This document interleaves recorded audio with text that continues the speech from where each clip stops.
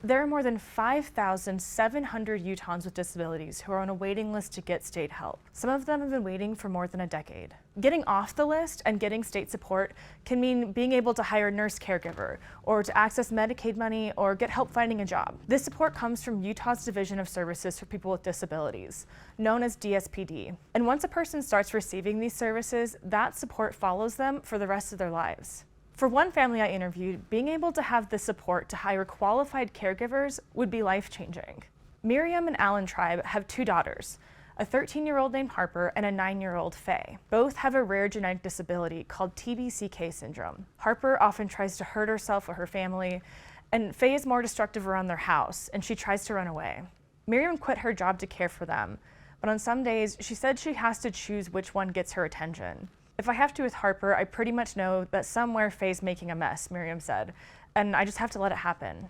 Both Harper and Faye qualify for funding from the Division of Services for People with Disabilities. Harper's been on that waiting list since she was 4, and soon may get into services. And the last time the tribes checked, Faye was number 768 after they sent in her application 5 years ago. DSPD is helping more people than ever before. Right now, it's providing services to 7,300 Utahns with disabilities, but that waiting list is the longest it's ever been since at least 2010. The reason for the long wait is that there's not enough money going to DSPD.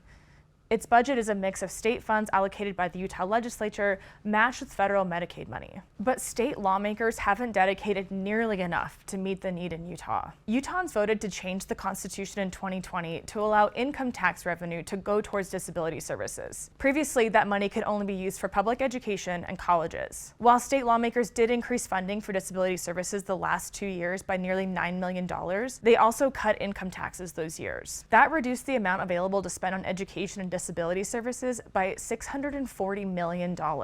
Now, Republican lawmakers are asking voters to approve Amendment A, which would remove the provision in the state constitution that commits income tax revenues exclusively to public schools, colleges, and disability services. If voters pass the amendment, legislators would first have to use the income tax revenue for school enrollment growth, inflation, and an education reserve fund. But after that, they could use the remainder of the estimated $8.4 billion any way they see fit. Disability advocates worry that if Amendment A passes, programs like DSPD, which serve people with disabilities, will get skipped over for that funding.